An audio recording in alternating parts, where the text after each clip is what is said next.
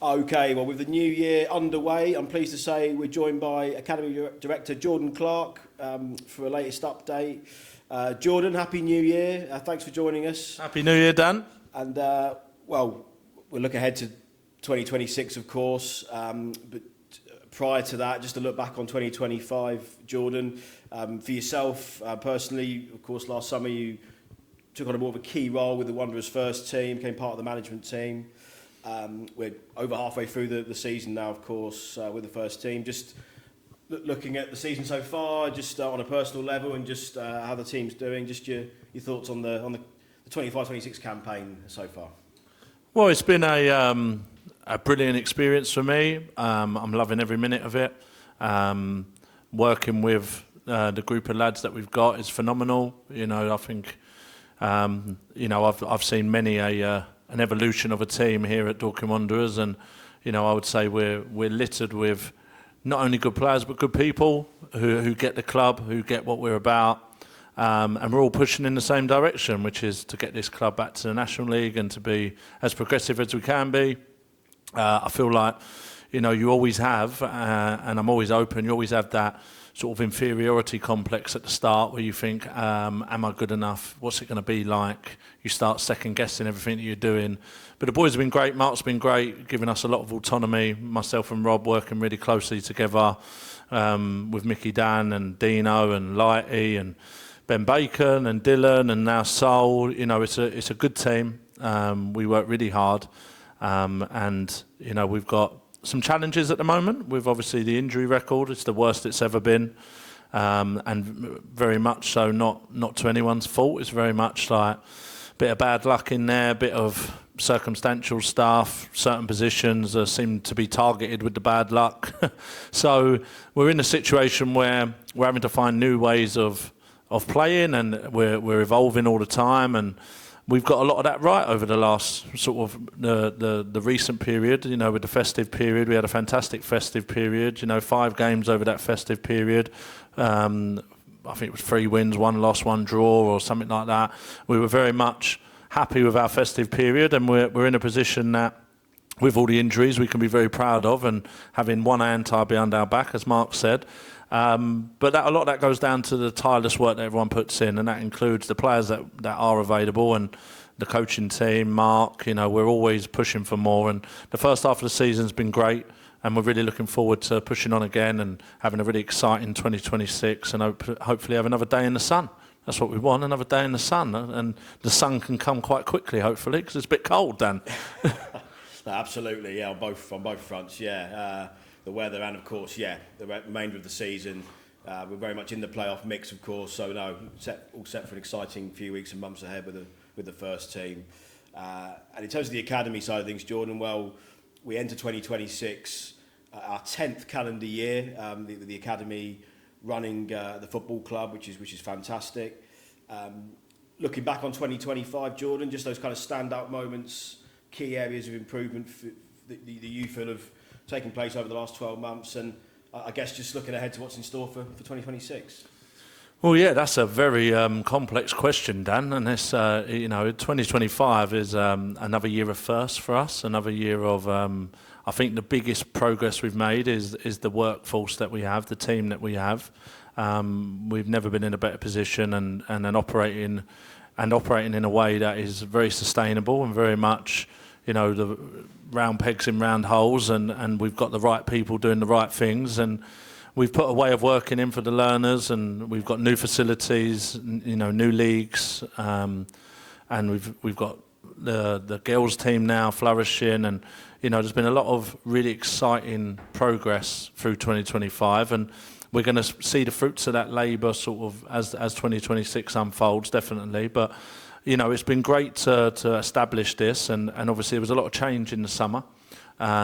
People don't obviously see it all the time when you have new teams added, new members of staff, my obviously change of discipline with the first team, Ben Dyson, yourself, having to take up a more operational level of control on a day-to-day because of first team training, and every other member of staff having to step up, the likes of Richard Webber, who's now tutoring, and Dunny, who's now taking on roles like head of coaching with the youth, and also continuing tutoring for us and still managing the B team.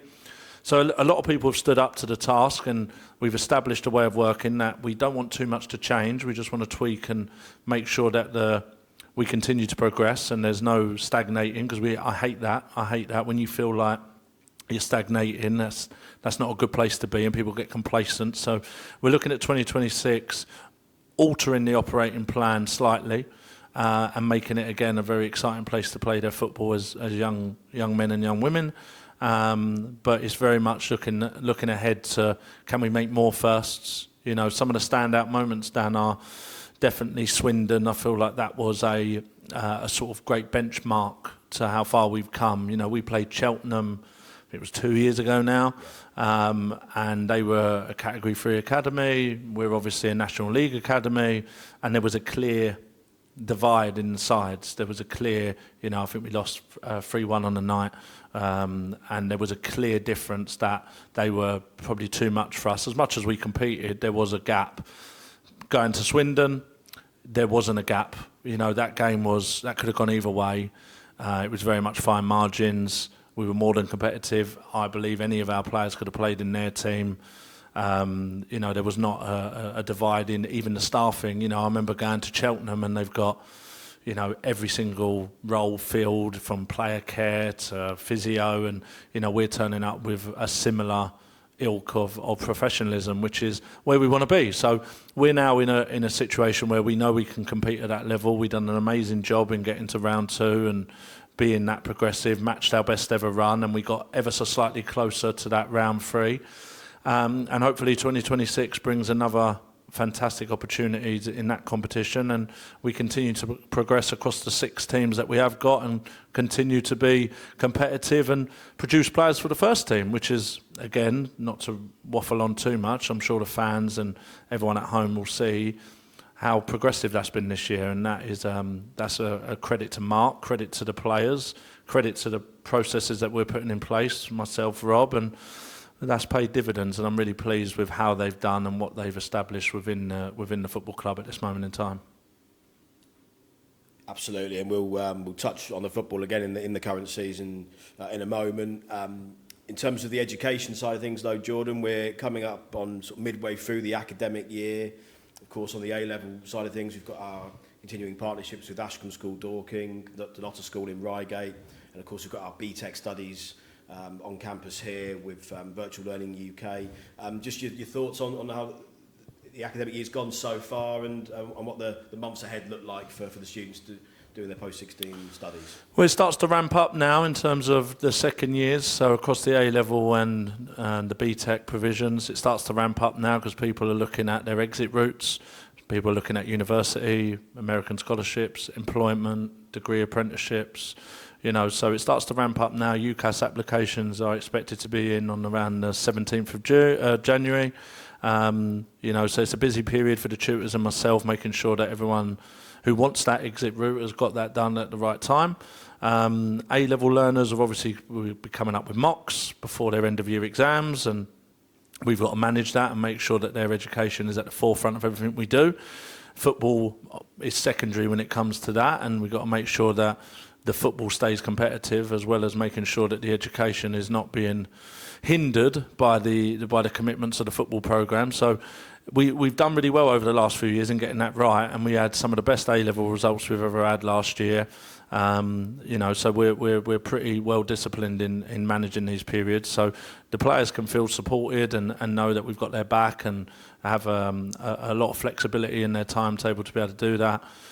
And then obviously on the vocational level with the BTEC, we're probably, you know, 2/3 nearly done really in terms of the education. So we've probably got 2 or 3 more units to complete. There'll be a few resubmissions, making sure that people are getting the best possible grades we can, and we want to make sure that we still maintain our 100% pass rate. We want to make sure that learners are achieving above their ALPS target. So for the people at home who don't know, the government spit out from their GCSE results a target grade, and over the last 10 years we've always achieved 86% of our learners above their ALPS target. So we want to make sure we maintain those standards and those levels, and making sure that the tutor team feel supported by the football staff, and equally we're making their lives easier to be able to deliver on that as learners and as education professionals. So we're very much focused on finishing the year strongly educationally, and that comes with its challenges, but we're well disciplined in dealing with it. So looking forward to seeing some great results come August. And in terms of the footballing side, Jordan, with the elite development group, our sort of top band of players who of course feature for the Wanderers B team, feature for our National Academy South team, several of those players involved with the first team in recent weeks, and that's been something that's been there really from the outset of the season, which has been so great to see. The likes of Ted Sullivan, Miles Straker, James McLeod, Dylan Grass, of course Josh Hebbert leading the way in terms of featuring really regularly for the team now, part of the squad regularly. So pleasing to see those opportunities continue for that group of players. Yeah, we're getting the more opportunities here, and then everything has then like a reaction. So you then get more interest in your players from step 4, step 3 clubs that want them on loan. There'll be definitely news in the coming weeks and months of some of them players getting opportunities to go and ply their trade at those levels, learn, develop, and then be able to come back to us in a better way. We've had that with Seb this year. Seb's gone to Leatherhead and been absolutely outstanding for them, scoring against Hampton and Richmond in the FA Trophy, getting player of the match. So against a step 2 opposition, as a step 4 opposition, he was the best player on the pitch. And he's now back with us and came on at Tunbridge, which was our most recent game, and was phenomenal for the 45 minutes he was on, done a fantastic job in getting what was a really hard-working and well-deserved point, and we took that over the Christmas period with the situation that we had. So, yeah, there's lots of positives around the progression of the players. It's just making sure that the players understand that you're not a first-team player until you've played X amount of games as a start. There's a lot of hard work for them to do. Josh Hebbert, as you mentioned, is getting ever closer. Over this period, he's made a couple of starts and done brilliantly. Got an assist for Charlie, and with that fantastic goal. And you call it an assist. Charlie did all the work, but it was a little nod to him that we'll give to Josh as his first assist. Got his first goal and got his first assist. So, yeah, we're really pleased with the progress. But it's making sure that they continue to progress. We continue to challenge them.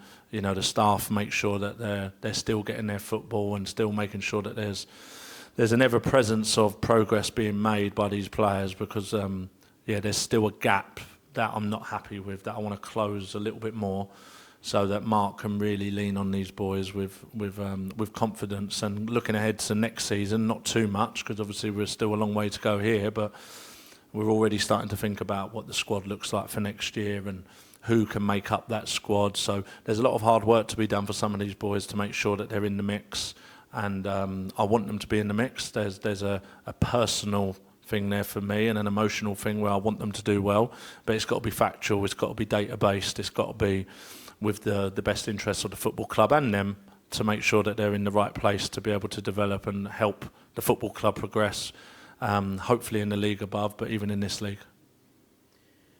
Yeah, very much so. Really great progress, but as you say, John, so vital that, particularly looking at next year as well, that those players continue to put the hard work in, apply themselves in the best way they can, show that consistency. So we look forward to seeing that again in the coming weeks and months. We've obviously got our various squads who support that progression through to the National Academy South team. We've got our squad in the National League Alliance Division. We've got our Tactic League squads, but a squad that we've entered into a new league this year, the Youth Development League South East, have done particularly well. I just wanted to highlight them. They've played most of their games on the road, just the way the fixtures have fallen so far in 25-26. Simon Ray leading that team on Wednesdays. Just a word for them. They're just real good quality and progression, and in what's a brand new league for us for the academy in 25-26. Comes back to what I said at the start, Dan, about us getting the sort of operation right. And last year we had 2 alliance teams, which was probably too much to ask in terms of the level. And then this year we introduced the Youth Development League team, which is a great division and sort of periodic approach to our programme. So you've got the Tactics League. When they're too developed for that, they go into the Youth Development League, then the Alliance, then the Academies Division, B team, and then obviously loan opportunities or first team opportunities. So that has bridged that gap that we had.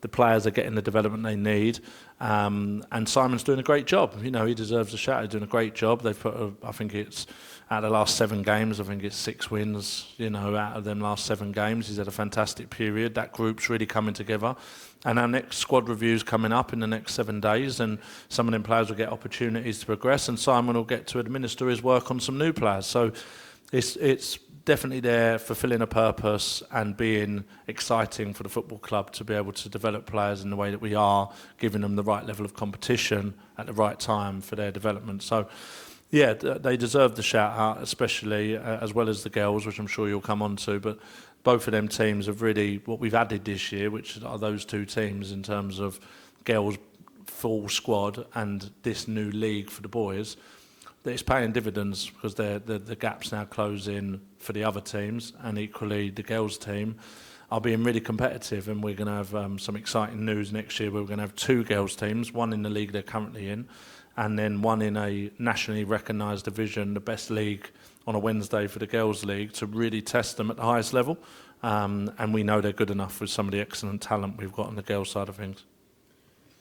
Yeah, exactly, and you beat me to it there, Jordan. I was going to mention the fantastic progress of the Girls Academy sides, our Tactic League side who compete on Wednesdays, also our JPL side who compete on a Saturday, Tom Hunt leading that team who compete on weekends as well. But that good progress has led to progression for a number of those players into the women's under-23 team we have here, led by Debbie, and even the first team as well, with Jasmine Smith coming back to the club from Worthing and getting her first start for the Wanderers first team this past weekend. Mia Ring, who's part of our academy setup as well, has also played in that game, got player of the match. So some really good progress in terms of bridging that gap between the academy sides and the senior setup. Yeah, it's going on a lot in the background, Dan, that women's side of things. So Ben, myself, Bex, Debbie, Tom Hunt, Chris, you know, we're all working really hard to get that right. You know, there's been a bit of disconnect, and it's natural when something's so fresh and new. You know, we've had so many new firsts this year. You know, the amalgamation of the ladies B team with the ladies first team as one entity, and then a brand new academy team full of 25 girls, under 18s on a Saturday, you know, and then under 16s, 14s, 12s underneath that. So it was a lot of like new processes that needed to be administered, and you know, they've been some missed opportunities. There's been some learnings along the way, but we're working really hard in getting that right, and everyone's pulling in the right direction. And I think the most recent success of like Jasmine playing for the ladies first team now, Mia Ring, you know, there's so many of our players playing in the development team for the ladies, the B team. There's so much progress going on, and we are probably a year behind, 2 years behind in terms of where the men's side of things are, because of the nature of just time. You just need a bit of time. People need to establish how things work, and you know, you need to put these processes in place, and sometimes change is quite daunting for some, and you need to make sure that everyone's got the club hat on, not a personal hat on, and we've got the right people in place now, and we've got players that we need to manage and develop accordingly, and we need to do the best for the football club, and that is all coming into place as we speak. So watch this space. That whole pathway is going to be envied, I'm pretty sure, like our men's pathway is in terms of a B team playing in an official tier of the non-league system. Our B team for the ladies do exactly the same. So that's going to be generally caught up really quick with how good our men's side of things are. That's going to be caught up really quick, and it's going to be the place to play your women's football. I promise you that. In the next 12 months, this is going to be an unrivaled structure, and the people leading it are doing a great job and will continue to, and the football club's going to go from strength to strength. It's been great to see the women's first team and the under-23s competing right at the top end of their leagues as well, of course. So, no, fantastic progress on the structure and the pathway, and as you say, it's only going to become stronger and improve in time as well, which is great. Our Key Stage 4 partnership with Carrington School, based in Redhill, continues, of course, Year 10, Year 11 students, adding the Dorking Wanderers Academy to their education and football provision. And just before the Christmas break, Jordan, we had our first mid-season awards for Carrington, with yourself and George Broad, who leads the setup over at Carrington, hosting that. A fantastic evening, welcoming the students and parent guardians to recognise really good progress made so far this year. Yeah, just a huge, like we've just agreed with Kerry, the head teacher there, to another long-term deal, you know, going to 2032. You know, that is a partnership that has already been brilliant, but it's only going to grow. And, you know, we need to be mindful of time with that, because we want to be recruiting the best Year 6 players to Carrington School. So when they're leaving their primary school, we want them to be going to Carrington as a Year 7, because they want to do the football programme when they get to Year 10. And we've administered this year a sort of an elite programme for the gifted and talented learners in Year 7 and Year 8 and Year 9, so that they get contact with us at that early stage. They're then coming in either to our youth section, if we feel there's a gap that they can be a part of there, or we're just monitoring them through the school football programme. And George, Rachel, Zara, Abby, Mike Lockhart, Sean, you know, myself, Dyson, who have got a handle on the things over there, have done brilliantly in terms of getting these things in place. And it's only we've got another really strong cohort being recruited next year, going into Year 10. We've obviously had the benefit of recruiting the likes of Rubens and Ronaldo and Will Bazanella to the programme this year at the post-16, who've already had 2 years at Carrington. So we're going to that again is just time, bit more, you know, concentrated effort against what we're doing there, letting it pay dividends, letting it, you know, flourish and bloom into what we know it's going to be, which is going to be an exciting pathway for the football club. And that long-term deal gives me so much confidence that the school are backing us, and we're going to deliver an unrivalled football programme that is unheard of across the country as a key stage 4 football provision, where you can do your GCSEs and be a full-time footballer, is unheard of. So we're really excited. I want to say a big thank you to George especially, who's doing a great job over there. Yeah, watch this space. It's only so if anyone, you know, even a 10, 11-year-old parent who's listening to this, who might be thinking, oh, he was going to go to this school, he might now go to that school, just get in touch with us, see what we have to offer. Carrington's a great place to be. They've got great people in charge, great teachers. It's a school on the up, and we're proud and pleased to be a part of it. So, yeah, football's on the up with Dorking Wanderers and Carrington, so get involved. Yeah, no, so it's a unique partnership that, as you say, Jordan, we're so very proud of. So long may that continue, long may the good work continue. And just finally, Jordan, obviously we're right in the middle of recruiting, of course, for next year, the 26-27 academic year. We've got our next Talent ID Day coming up, 10 days' time, Sunday, January the 18th. The next one here at Meadowbank, 5 p.m. to 8 p.m. But we're already in a world where we're closing in on the numbers for next year, aren't we? Which is so good to see. Yeah, well, I think it's 50, 60 that are already done, that are already in, and we're already putting the foundations in place for them to start with us in August. Interviews are coming up. We're starting to plan our pre-academy games. We're starting to put together our summer conditioning programs, our pre-season schedule. You know, it's a relentless roller coaster, Dan, as you'll agree.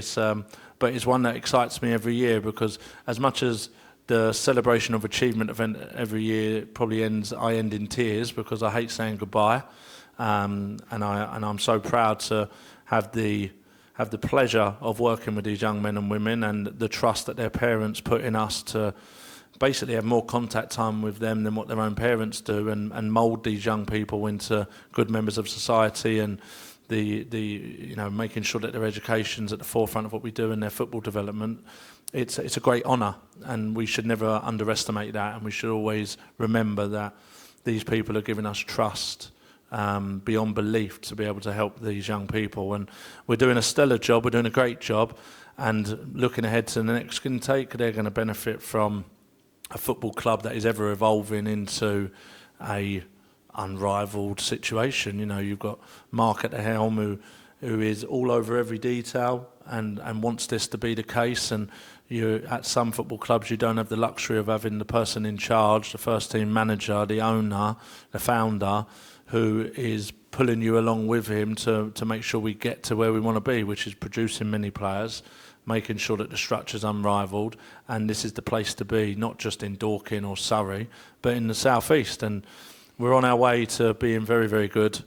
We're already decent, and let's make sure that we continue in that way. And anyone who's looking to join should get in contact very, very soon, because I expect after January to probably be full, and then there'll be a waiting list, and we've still got talent ID days in February and March, so they'll still be open, and we'll still be looking, and we'll still be making sure that there's places for those gifted and talented education learners and also footballers at all of our provisions across Ashcombe, Dunnottar and Veal UK. So get involved, get in touch, and we look forward to seeing you. Yeah, those interested in signing up for our talent ID day, so the next one, Sunday, January the 18th, please email academy@dorkingwanderers.com and give you all the information, give you the booking form to join us on the 18th. Jordan, thank you so much for your time, as always. We'll catch up again around the Easter period, which I'm sure will come around. Yeah, I just want to say a huge thank you to our sponsors. It's really important that people realise that we wouldn't be a football club without the partners that we have. Steve Tallboys Foundation, Station View Garage, HAB, Elite Electrical, there's so many, and without them the football club wouldn't be able to, the academy and the football club with the huge partner network that we got. So anyone who's interested in becoming part of this, get in touch as well. And then just finally, just a huge thank you to the fans for their support, to the first team, the football club, the ownership group. It is a huge team effort, and don't worry, we will have our day in the sun.